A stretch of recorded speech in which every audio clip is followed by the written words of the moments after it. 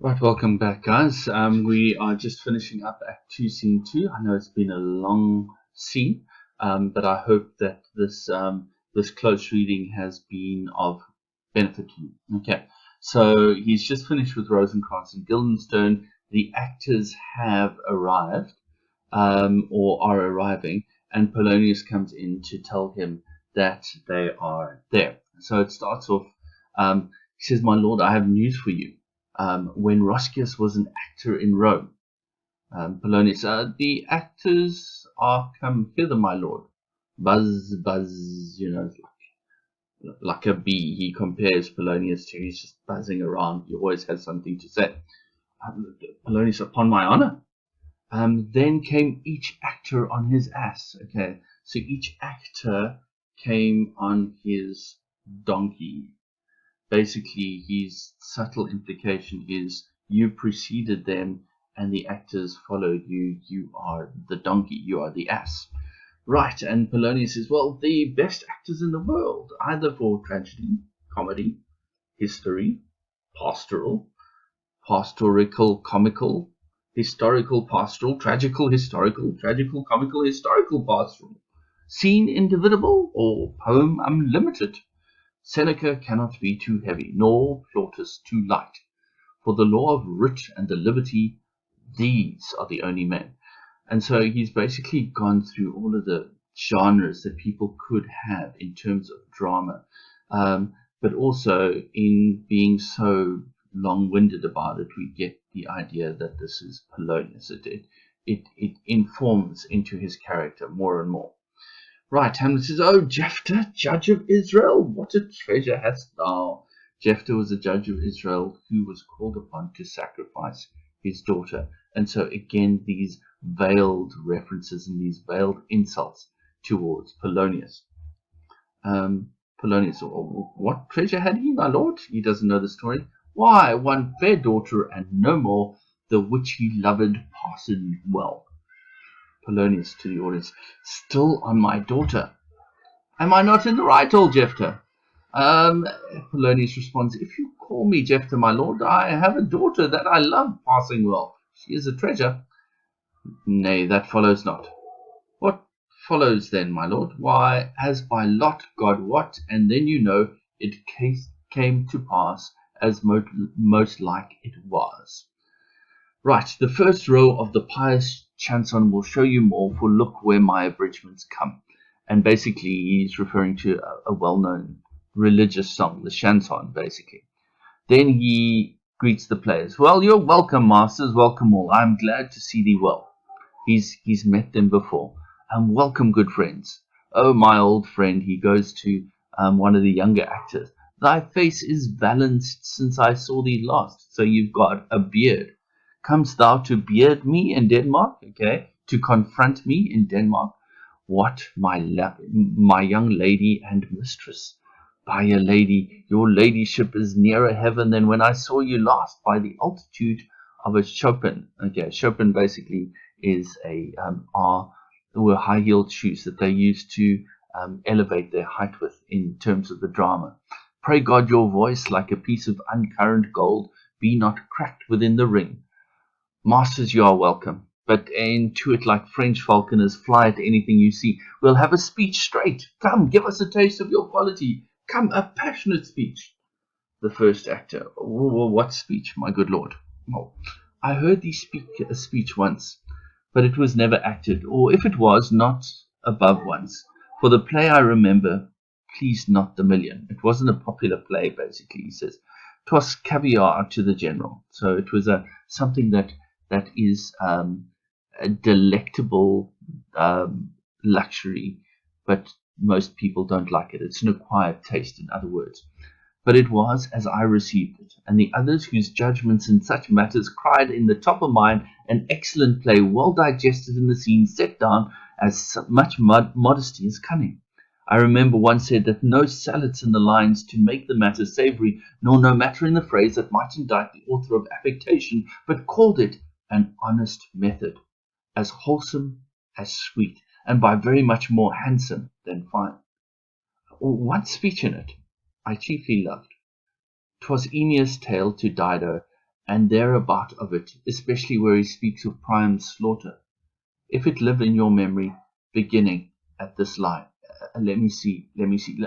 So let me just backtrack over here. So he's asking them to recite a play which wasn't popular, but which he found very, very profound, because it was an honest play. It showed it wasn't affected, it wasn't contrived, it was honest. Okay, and he's wanting this particular speech. Now, the speech that he's chosen is from the Siege of Troy. Aeneas told it to Dido, and so what happened was that Pyrrhus, in revenge for his father's murder, killed the king of Troy. The king of Troy was well respected, well loved, and elderly, but Pyrrhus, in his anger and in his want to take revenge, kills Priam. But the speech is from the perspective, or encompasses the perspective of Hecuba, who was Priam's wife, and she sees her husband slaughtered there, and she's seen to be a good and noble wife. There's reference to she wears a veil, she is virtuous, and how she, when she sees her husband's husband being murdered, she cries out, and there's this whole outcry. So her deep emotion at her husband's murder raised the alarm, was able to send the message that this was a bad deed. Okay, so I'm not gonna read through the whole thing, because I want to sort of move through your time.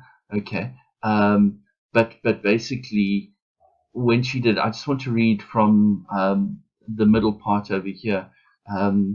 The mobiled queen. Okay, that's good. Mobiled queen is good. The first player. Run barefoot up and down, threatening the flames with bison rheum, a clout on that head, a cloth on the head, where late the diadem stood, where the crown had stood recently, and for a robe about her lank and all o'er team's loins, a blanket in the alarum of fear caught up, who this had seen with tongue in venom steeped against fortune's state, would treason have pronounced. But if the gods themselves did see her then, when she saw Pyrrhus make malicious sport in mincing with his sword her husband's limbs, the instant burst of clamour that she made, the noise that she made, unless things mortal moved them not at all, would have made milch the burning eyes of heaven and the passion of God. So her outcry would have made the gods weep.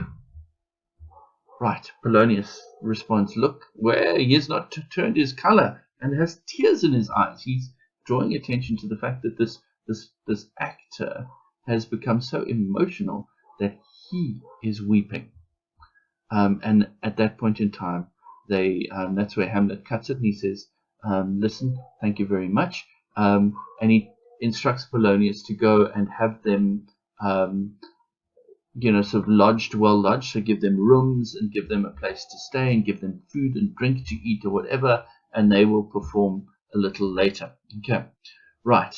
I just want to touch on this note over here. Although this might seem random, this speech that he's asked him to speak, okay, there's more in it, because it deals with a wife seeing the murder of her husband and mourning deeply. And Hamlet is emotional because in many respects, he feels that is what his mother's response should have been. That is what his mother should have been. But she wasn't, okay? She didn't even appear to mourn. Instead, she fell in love with his uncle and married his uncle. He pulls the one actor aside and said, listen, tomorrow night, can you prepare the play The Murder of Gonzago? But I'm going to give you a speech of some dozen or 16 lines, line 540, a dozen or 16 lines, which I would set down and insert in it. So I'm going to write an extra speech, which I will set in it, and you will speak it. And they say, well, we'll do that. Okay. And he now has in his mind that this is how he's going to prove Claudius's guilt. Right. They all go off, and you'll see I've drawn a line over here in my text. He says, and this is Hamlet's soliloquy, and I'm going to go through it. He says, now I am alone. Remember at the beginning of the scene, we said, watch how Hamlet increasingly becomes isolated. There's no one that he can turn to. His mother and his father are conspiring against him. They bought his friends. His girlfriend has deserted him, so he is effectively all alone. I mean, Horatio is not here at this point in time. He says, now I'm alone. Oh, what a rogue and peasant slave I am. But in a fiction, in a dream of passion, could force his soul so to his whole conceit, that from her working all his visage wand, tears in his eyes, distraction in his aspect, a broken voice, and his whole function suiting with forms to his conceit, and all for nothing, for Hecuba. What's Hecuba to him, or he to Hecuba? Hecuba, that he should weep for her. So he says, here's this actor, okay, who just in order to portray a character, okay, brings forth this emotion and this passion. What's she to him? What, you know, and he's berating himself. Earlier on, further down in his speech, he says, yet I, a dull and muddy-mettled rascal, peak like John O'Dreams, unpregnant of my cause, and can say nothing, no, not for a king upon whose property and most dear life a damned defeat was made. He says, I'm useless. Here's this actor that can be so passionate, and here I am, and I can do nothing, even though I have good cause. I have a king who died as a result of it. And he says, and he calls himself pigeon-livered. Okay, pigeon-livered meaning I am a coward. And he says, and then he turns that bird of prey metaphor, and he says, but if I should have fatted all the region's cart with this slave, with Claudius's offal, with the guts of this king, this traitor. Okay, what an ass I am. I sure this is most brave that I, the son of a dear father, murdered, prompted to my revenge by heaven and hell, must like a whore unpack my heart with words, and fall a cursing like a very drab, there, also a prostitute, a scullion. Okay, he's saying, I am deceptive here. Okay, I show that I am, this angel of vengeance, but actually I do nothing. Okay, this actor has more passion than I have. Right. Then he says, but okay, I've heard that these guilty creatures sitting at a play have, by the very cunning of the scene, been struck so to the soul that presently they have proclaimed their malefaction. So I said he's heard that people have been so moved by a play that they have been forced to confess their sin. Okay, and this is his what he's going to do. This is his plan. Okay, I'm going to get Claudius's confession with this play. And he rounds off the scene finally. He says, I have grounds more relative than this. Okay, the play's the thing wherein I'll catch the conscience of the king, and that is why it was known as the mousetrap. Okay, guys, in closing, there are 4 questions which I'd like you to have a look at. Why does Hamlet take himself to task at this point in time? Why is he so hard on himself, basically? And then refer to line 585, prompted to my revenge by heaven and hell. Why does Hamlet say that his revenge comes from heaven and hell? Okay, surely it should be from heaven or from hell. And then what plan does he think of to help him take revenge of Claudius? And why could it be called cowardly? And what is Hamlet's state of mind at this point in time? Guys, thank you for your patience. Thank you for these 2 long videos that you've watched. I hope they've been useful. Right. Thank you very much.